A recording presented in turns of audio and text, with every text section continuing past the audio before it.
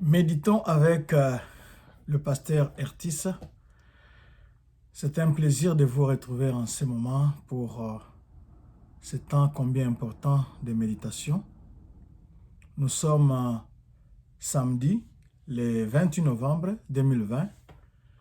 Nous méditons selon le programme de la Ligue pour la lecture de la Bible et nous utilisons son lecteur de la Bible 2020 qui a prévu pour ce jour Jérémie 48, du 25e au 47e verset, c'est-à-dire jusqu'à la fin de ce chapitre. Le principal sujet ici ce sont des prophéties prononcées par Jérémie de la part de Dieu contre Moab. Moab, c'est un des voisins d'Israël. Pour approfondir cette méditation, le lecteur nous propose ces questions. Est-ce que ce passage m'apprend quelque chose sur Dieu le Père, Dieu le Fils et Dieu le Saint-Esprit? Y a-t-il un exemple à suivre ou à ne pas suivre? Quel verset m'interpelle le plus? Vous pourrez utiliser ce verset pour le partager avec d'autres personnes. La dernière question, c'est pour ma prière. Y a-t-il quelque chose que Dieu me montre dont j'ai à me repentir, auquel croire et obéir, pour lesquels le remercier et le louer, et enfin pour lesquels lui formuler ma demande? Ce sont ici des orientations de prière après la méditation. Vous pouvez retrouver cette méditation en nous visitant sur notre site internet www.églisedoxadeo.com. Nous sommes aussi sur Facebook. Vous pouvez liker la page. Nous sommes sur Doxadeo Lubumbashi. Doxadeo Lushi. Lushi, c'est L-S-H-I. Sur Twitter et YouTube, cette méditation aussi sera disponible. Il suffit de taper ou d'aller à Doxadeo Lubumbashi. Nous allons prier. Père Tout-Puissant, toi qui n'es pas seulement le Dieu d'Israël, mais tu es le Dieu du monde entier, tu te permets de leur parler, tu te permets de leur adresser la parole et tu te permets d'agir contre eux. Laisse que ta volonté soit faite sur la terre comme elle est faite aux cieux. Ta volonté est que toute l'humanité puisse t'appartenir, toute l'humanité puisse te revenir ou revenir à toi. C'est pour cela que tu les préviens en leur envoyant tes serviteurs avec des paroles que toi seul te réserves le droit d'exécuter. Bénis ce temps, Seigneur. Dispose nos cœurs, dispose nos esprits, dispose nos âmes, dispose aussi nos corps à t'écouter. Au nom de Jésus-Christ. Amen. Shalom, bien-aimés, que Dieu vous bénisse. Que la grâce de notre Seigneur Jésus-Christ, l'amour de Dieu le Père et la communion du Saint-Esprit soient avec vous tous. Nous allons lire le verset 26 et 27. Enivrez-les, car il s'est élevé contre l'Éternel. Que Moab se roule dans son vomissement et qu'il devienne aussi un objet de raillerie. Verset 27. Israël, n'a-t-il pas été pour toi un objet de raillerie? Avait-il donc été surpris par les voleurs pour que tu ne parles de lui qu'en secouant la tête?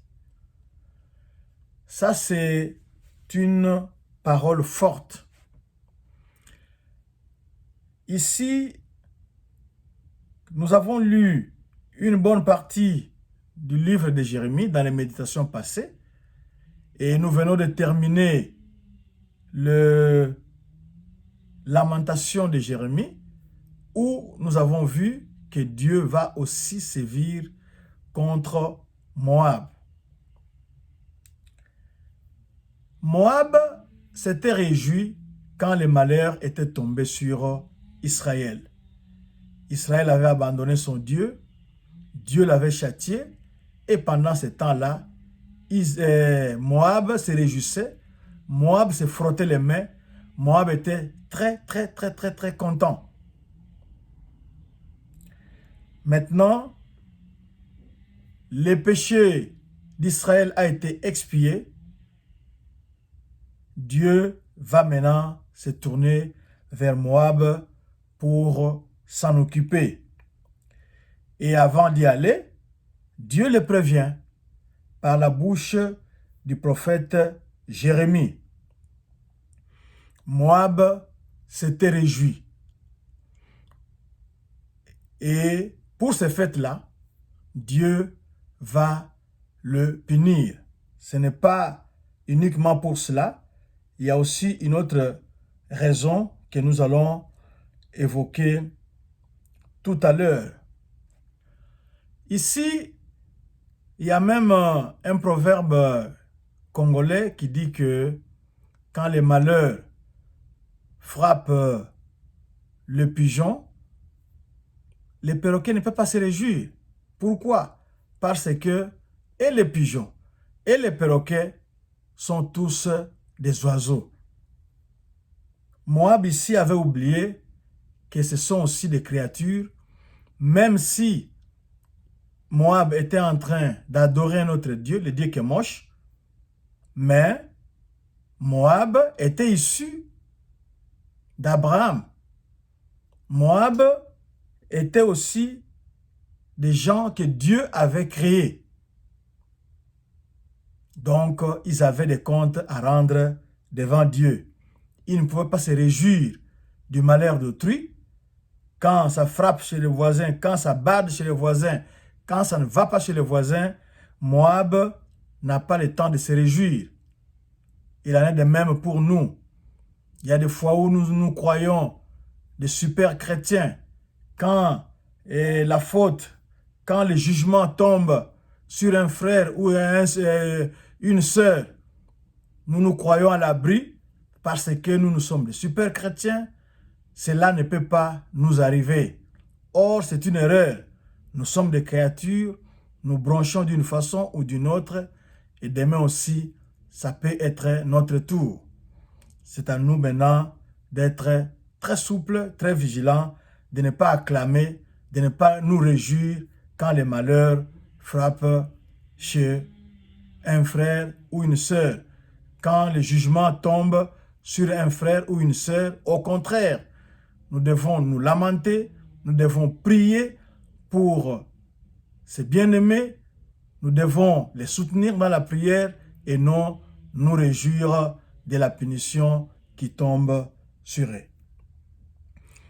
Au verset 29, nous lisons ceci. Nous connaissons l'orgueil du superbe Moab, sa hauteur, sa fierté, son arrogance et son cœur altier. Ça, c'est une autre raison. Nous vous avons donné la première raison, c'est parce que Moab s'était réjoui quand les malheurs avaient frappé à la porte d'Israël, quand le jugement de Dieu était tombé sur Israël, qui avait abandonné Dieu, qui avait fait la sourde oreille. Lorsque Dieu leur envoyait ses serviteurs, certains ont même perdu la vie dans Jérusalem. Et les cas les plus probants, les cas que nous pouvons citer, c'est celui de Jésus-Christ lui-même, qui était là, à Jérusalem, qui a été crucifié à Jérusalem. Nous connaissons aussi l'histoire de Jérémie, qu'on avait rejeté, qu'on avait même jeté dans la fosse, parce que Jérémie était venu de la part de Dieu annoncer au peuple que s'il ne se repentait pas, s'il n'abandonnait pas ses mauvaises voies, le jugement va tomber. Et Moab, on nous dit que c'était un peuple orgueilleux. L'orgueil du superbe Moab. Dieu résiste aux orgueilleux et il fait grâce aux humbles. Moab était très orgueilleux, il était fier, il était arrogant. Il ne tenait pas compte de qui était en face de lui. Il y a cette arrogance-là que Dieu condamnait et son cœur était altier. Il était très fier de lui-même. Il se sentait un super peuple. Et comme Dieu n'aime pas tout cela, Dieu va les frapper. Mais au lieu de les frapper directement à l'improviste, Dieu qui est lent à la colère, riche en miséricorde, Dieu prend son temps de les avertir. Moab est un peuple, d'après le verset 46, Moab est un peuple qui adore le Dieu Kemosh. Le Dieu Kemosh, c'est une divinité, un faux Dieu, un petit Dieu, un Dieu qu'on a fabriqué des mains humaines. C'est celui-là que les Moabites adoraient. C'est celui-là que les Moabites servaient. C'est pour cela que Dieu va permettre à ce que les fils de Moab et les filles de Moab soient amenés captifs. Qu'ils aillent aussi en captivité, comme cela avait été le cas d'Israël. Parce que Dieu n'aime pas l'idolâtrie. Dieu n'aime pas l'orgueil. Dieu n'aime pas qu'on se réjouisse du malheur d'autrui. Mais le chapitre se termine sur une bonne note d'espoir. C'est le verset 47. Même si les fils et les filles de Moab iront en captivité, le verset 47 nous dit ceci, mais je ramènerai les captifs de Moab dans la suite des temps, dit l'Éternel, tel est le jugement sur Moab. Ils vont partir en captivité, mais à la fin des temps, Moab sera restauré. Parce que Moab aussi appartient à Dieu. C'est Dieu qui a créé les gens de Moab. C'est Dieu qui a créé le peuple de Moab. C'est Dieu qui vous a créé aussi. Même si vous ne tenez pas compte de lui aujourd'hui. Même si vous ne faites pas cas de lui aujourd'hui. Mais il est Dieu. Il restera Dieu. Il vous aime. Il vous recherche. Il vous envoie ses serviteurs. Tels que maintenant, pour vous avertir, pour vous ramener à lui. Si vous faites la sourde oreille, eh bien, il va frapper. Mais à la fin des temps, c'est un temps encore lointain, Dieu va ramener les captifs de Moab. Il y a un espoir ici, il y a la restauration. Dieu n'est pas fâché à jamais, mais Dieu sait calmer sa colère et restaurer. Car il y a un temps pour tout, un temps pour détruire, mais il y a aussi un temps pour construire. Dans la prophétie ici, c'était un temps pour détruire. Mais à la fin, il y aura un temps de restauration. C'est ça la prophétie de Moab. Quel est votre cas? Est-ce que vous êtes idolâtre? Avez-vous abandonné Dieu? Est-ce que vous êtes orgueilleux? Sachez que Dieu résiste aux orgueilleux, mais il fait grâce aux humbles. Et ne vous réjouissez pas du malheur qui tombe chez d'autres personnes. Parce que demain, ça pourra être aussi votre tour. Nous allons prier. Seigneur, nous avons appris la leçon.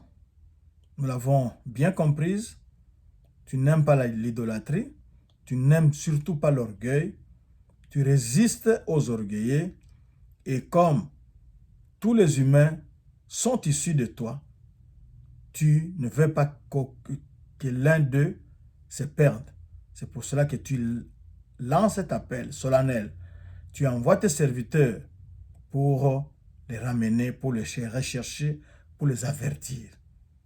Yahweh, laisse que mon frère, ma soeur, qui aura entendu cette parole et qui serait en dehors de ta volonté, revienne sous ton giron pour ta gloire. Nous t'avons prié au nom de Jésus-Christ. Amen. www.églisedoxadeo.com, c'est notre site internet. C'est là que vous allez retrouver cette méditation. Nous sommes aussi sur Facebook en tapant Doxadeo Lushi. Sur Twitter et YouTube, c'est Doxadeo Lubumbashi. Que la grâce du Seigneur Jésus-Christ, l'amour de Dieu le Père et la communion du Saint-Esprit soient avec vous tous. Bon week-end et que Dieu vous bénisse.